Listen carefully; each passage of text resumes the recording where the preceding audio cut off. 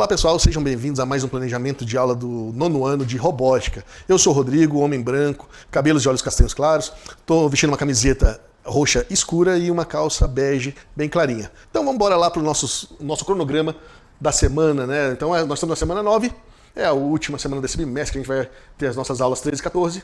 Né, do nono ano, ensino fundamental dos anos finais. E o objetivo deste ATPC é justamente o quê? Explorar os conteúdos das aulas 13 e 14 do nono ano. Fornecer dicas e orientações também sobre a aplicação na prática, para vocês ficarem com segurança e aplicá-lo de maneira mais produtiva. E também propor estratégias pedagógicas para facilitar a aplicação dos conteúdos na sala de aulas. Tudo para ajudar você, professor, a não ter nenhuma dificuldade, a amparar vocês para a realização das aulas de robótica, certo? Os objetivos das nossas aulas, que a aula de hoje, 13 e 14, é o prazer, eu sou a Shield e estes são meus componentes, né? A última parte da aula. O objetivo é explorar as conexões da Shield, entender os componentes eletrônicos, ampliar as possibilidades criativas e compreender os circuitos elétricos. Então, nosso objetivo aqui é esse dessa aula de hoje. Nós trouxemos também para vocês as habilidades, né, contidas no Scope Sequência, né, a habilidade do NCC. E o Scope Sequência qual é, né, o objetivo da aula, né, que no caso é ver os materiais, ver a Shield e os seus componentes, né, do kit de robótica. E aí, professor, estão com todos os materiais nas mãos aqui para a gente começar a nossa exploração?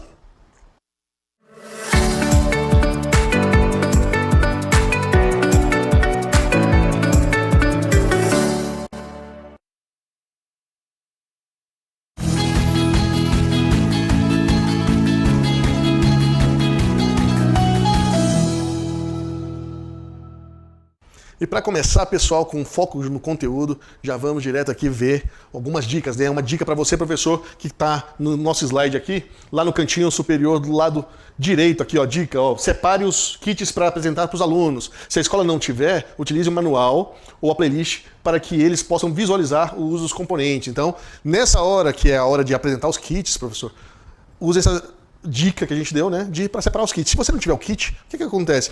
Tente pelo menos disponibilizar um kit, ou então apresente através dos tutoriais, né, através dos links que a gente disponibiliza no material de apoio, ou então você pode usar o manual para mostrar para os alunos, né? Você deixa eles acessarem o manual ou traga ele impresso também para os alunos acessarem para ver, se você não tiver o kit.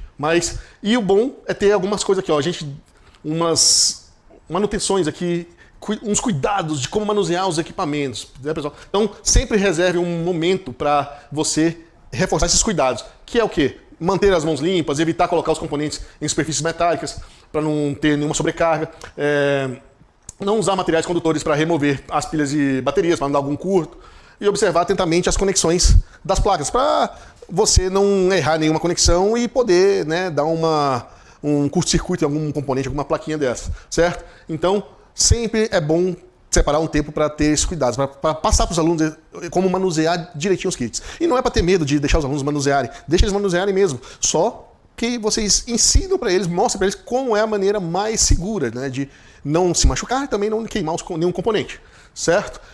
No slide 5, que é o próximo slide, passa por favor, a gente já vai falar sobre entrar no nosso conteúdo aqui, que é de circuito elétrico, certo? Então a gente vai ter algumas dinâmicas que a gente sugere aqui para você tornar essa aula mais envolvente, certo? Faça a introdução visual de um circuito elétrico, mostre no vídeo, explique através de desenhos, né? Dê exemplo do dia a dia para os alunos, né? Por exemplo, o apagar e acender da lâmpada da sala de aula para demonstrar o circuito aberto e fechado. Faça atividade interativa, que essa atividade interativa é aquela que você dá a mão para os alunos, né? Os alunos dão a mão entre si e vai mexendo o braço. Para quê? Para simular que os elétrons estão passando, que a corrente elétrica está passando, né, por eles. Aí você brincando, você fecha o circuito, rompe o circuito lá para fechar, para abrir, faz uma brincadeira bem saudável dentro de sala de aula. Também você pode fazer os jogos de perguntas rápidas, um quiz rápido, perguntando, né, o que acontece se o circuito estiver aberto, qual a função da bateria dentro do circuito, né. Também você pode simular, né, digitalmente, né, utilizando ferramentas como Tinkercad, circuitos ou FED Colorado, para que os alunos eles experimentem essa montagem, né, de maneira. Isso se for possível, né, se vocês acharem que isso é a melhor estratégia para isso. Se você já tiver uma estratégia pronta, professor, não tem problema, use a sua estratégia que está dando certo dentro de sala de aula. E também, o que a gente sempre bate no martelo toda hora, demonstração prática. Sempre fazendo a demonstração prática para trazer tudo isso para a realidade, esse conteúdo teórico, tão teórico assim, para a realidade do aluno, para eles conseguirem entender melhor os conceitos sobre circuitos, corrente elétrica e tudo mais, certo? Próximo slide, por favor. E aí, no slide 8, a gente já passa a conhecer o quê? Os componentes eletrônicos que compõem a Shield, né? Então vamos explorar a Shield e os seus componentes. Aqui, pessoal, a gente sugere que à medida que você for apresentando os componentes da Shield, permita que eles estejam com os componentes, com os kits em mãos, para que eles possam visualizar na medida que vocês forem apresentando, forem mostrando para eles o funcionamento e como que cada componente se parece, né? Qual é o nome de cada componente. Então você pode usar o manual também como apoio, né? Aquele manual que a gente preparou para vocês, né? Como uma ferramenta para apoiar a melhor visualização do conteúdo para os alunos. Se tiver tempo, deixem eles fazerem também a programação, mas só se tiver tempo, pessoal, porque esse não é o foco muito da aula. O foco está mais para frente, certo? Na prática.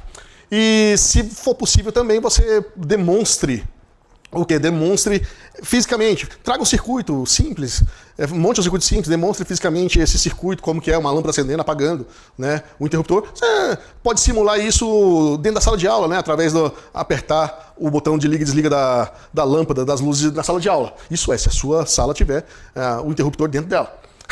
Entendeu? E para tornar a nossa atividade mais dinâmica, a gente também sugere jogos, né? Jogos para fazer com que os alunos fixem o material, fixem o conteúdo de maneira mais prazerosa e lúdica, né? No caso, usar o Mentimeter aqui, para eles tentarem adivinhar qual é o componente que por exemplo, faz o sensor, mede a quantidade de luz ou a temperatura. Pedir que eles escrevam cada peça, cada componente e a shield, dentro desse quiz também, é uma das atividades que pode ser feitas, para deixar a coisa mais fluida, certo? O nosso conteúdo mais prazeroso de se aprender. Próximo slide, por favor.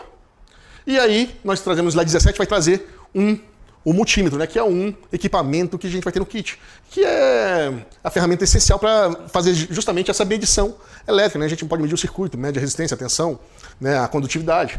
Então, aqui a gente aconselha vocês a acessar o quê? Um vídeo, mostrar um vídeo para eles. E o vídeo que a gente acha que mais completo, que ilustra de maneira simples a utilização do multímetro e a corrente elétrica, e como você vai medir toda a tensão, resistência e condutividade, é aquele do canal do Manual do Mundo. Se vocês tem um link aqui no nosso PPT, certo? Que ele vai explicar tudo de maneira bem simples e vocês vão notar que ele vai complementar o conteúdo do slide 5, né, sobre correntes e circuitos elétricos, certo? Então, depois de tudo isso, apresentar esse vídeo, você faz na prática, ele faz eles medirem a condutividade, medir a tensão, né, das pilhas, da tomada e tudo mais, a resistência. Experimentem, façam com que eles experimentem. Tudo explicando sempre como fazer, passo a passo, ok? Use o manual para apoiar sobre isso, certo, pessoal? Mas antes de tudo mais, de continuar aqui falando, vamos para as nossas atividades interativas aqui.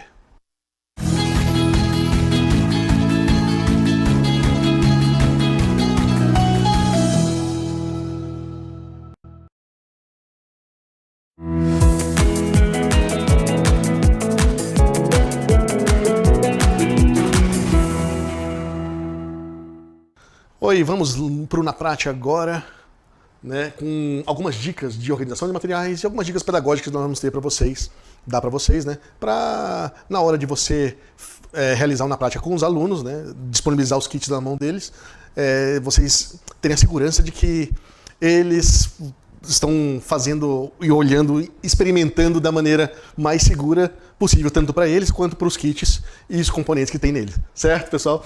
Então vamos lá, ó. Organização dos materiais, a gente sugere aqui numerar os kits, né? Então, numere esses kits e atribua cada kit numerado, cada número de kit, para um grupo, certo? Para evitar que perca peças, né? E extravie uma peça, um componente de um kit para o outro. Também deixe dentro de caixas organizadoras. Coloque caixas para deixar mais organizadinho lá dentro, certo? Separar os materiais de maneira certa. Faça o check-in, o check-out dos materiais. Chegou na sala de aula, você cataloga e entrega para o aluno responsável, né? Sempre eleja entre aspas, né? Escolha, né? Faça um revezamento e deixe sempre um aluno do grupo responsável por esse manuseio do kit, por pegar e devolver esse kit no início e no final da aula, certo? Também, ó, faça um inventário visual, isso é muito bom, né? Você cria uma ficha, né? Tira uma foto do kit com todos os seus componentes organizadinhos e esse fica sendo o seu inventário visual, onde você vai saber que kits tem dentro dessa caixa e aonde eles estão dispostos, né? Estão colocados. É muito bom para fazer essa organização, esse inventário visual. E aí algumas dicas pedagógicas que a gente dá para você é justamente aqui, ó, faça com os alunos, incentive que cada grupo deles, né, tenha as funções definidas. Por exemplo, um fica para pegar o material, que vai cuidar dos componentes, o outro vai fazer o relatório, vai escrever tudo que precisa escrever, o outro programar, certo? O outro vai montar. Então sempre procure ter esse costume, né, de fazer essa compartilhação, compartilhar essa responsabilidade com os alunos.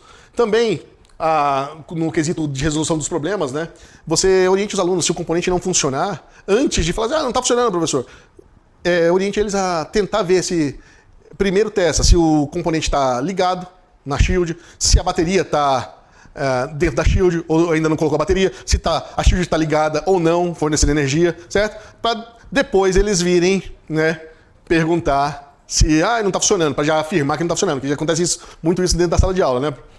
Então, e também explorar antes da programação. Deixe que eles explorem os kits, né? Mostre os componentes, os sensores, os atuadores, a shield também, né? E deixe que eles olhem. Você vai explicando lá na frente, deixe que eles manuseiem. Não deixe o kit, os componentes guardadinhos dentro da caixa, não, para você explicar. Faça isso em conjunto com os alunos. E tenha sempre uma rotina, né, de fechamento. No caso sempre separe uns minutos finais da aula para que você possa organizar esse material, né? Fazer o check-out dele e ver se está tudo ok, tudo dentro da sua caixinha, né, de acordo com o seu inventário, né, escrito e o inventário visual que você tenha feito, né, para não se perder material, para a gente ter esse material e usar para longas datas, certo? Isso tudo vai começando no slide 18. E aí nós temos uma informação importante para vocês, né, dos kits de robótica de 2025. Né, a entrega dos materiais desses kits está prevista para final de abril, ou seja, se para qualquer aula que envolva o uso de componentes, você vai ter que dar uma alternativa, né, de material para explicar sobre esse componente. Ou seja, você não tem um componente físico, mas você vai ter que dar uma alternativa, pegar o manual, explicar pelo Tinkercad, alguma outra plataforma que possa mostrar, né, o uso desses componentes, montar esses circuitos. E uma sugestão que a gente dá também é usar os kits do Santana, né? Que os kits Santana, né, que do ano anterior, é uma alternativa, uma das melhores alternativas nesse quesito, né? Porque a gente vai estar lá certinho, completinho, certo? Pelo menos tenha um kit disponível à mão, certo, professor? Outra opção também é usar um simulador, tipo o Tinkercad. Usa um simulador que monta os circuitos, tudo. Claro, se você vê, se for possível, você ensinar através dele, certo? Então, a melhor opção dessas aí, que a gente vou repetir de novo, é usar aquele kit que vocês tem da Santana do ano anterior, certo? Caso não, pergunte para os PECs se eles não têm um kit para fornecer, pelo menos um, para garantir pelo menos um kit na DE, para ver se você pode fazer as aulas mostrando com o sensor mesmo, com os componentes que estão dentro do kit. Isso se for possível. Se não, você usa outra alternativa, certo? Isso vai ser bom, essas alternativas, porque você vai mostrar essa criatividade frente a uns desafios, né, que a gente sempre enfrenta dentro de sala de aula, né? Tanto o material quanto o seu conteúdo. Pode passar, por favor? Próximo slide. E aí a gente vai entrar literalmente aqui na prática. Aqui na prática dessa aula é fazer funcionar os motores DC. Então, como a gente sempre fala, para o aluno acessar pela Sala do Futuro, né? O e-mail institucional, aluno.cacau, para não perder o seu projeto. Certo? Ter a programação pronta para consultas posteriores. Pode passar para o próximo slide. E aí a gente vai ter que fazer o quê? Entrando no MakeCode, vamos baixar uma extensão que vai ser necessária. Essa extensão aqui que é a extensão RobotBit, né? Que é para onde a gente vai ter o acesso, né? Ter o acesso aos blocos que vão movimentar os motores DC junto com a Shield, né? O RobotBit aqui é a extensão da Shield. Vai fazer a Shield funcionar quando a gente conectar os motores nos lugares que eles devem ser conectados. E aqui a gente dá 3 métodos assim para você passar essa programação para o aluno, né? Ou faça junto e explique, né? Se os alunos forem iniciantes, você vai espelhar o seu computador e explicando bloco por bloco à medida que você faz a programação. Depois tem um método código mais modelo mais desafio, código modelo mais desafio, que o código modelo mais desafio é o quê? Você dá um código para eles, um código incompleto com algum erro e lança o desafio para eles, ou vão completar ou vão consertar, certo? O código. Ou o método de exploração guiada, que vai ser o quê? Ideal para as turmas mais avançadas, né? Que você só vai dar o problema. A gente precisa mexer o motor DC, fazer acender uma luz, fazer que ele meça a temperatura, e aí eles vão se virar, vão tentar fazer isso aí com esse objetivo, né? No caso, por exemplo, eu liguei o motor, fiz o motor girar. E se eu inverter, colocar no velocidade negativa, se eu inverter os fios, o que vai acontecer? Certo? Próximo slide.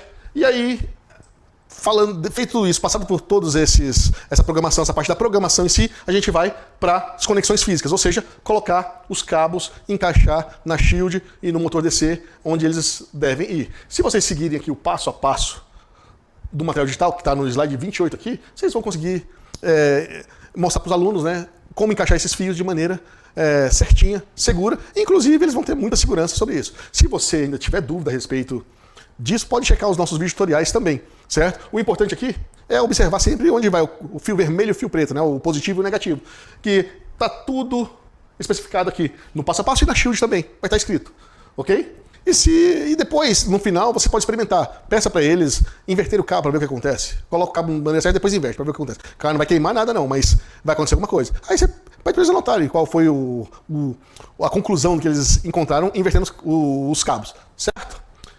Então é isso, pessoal. Próximo slide.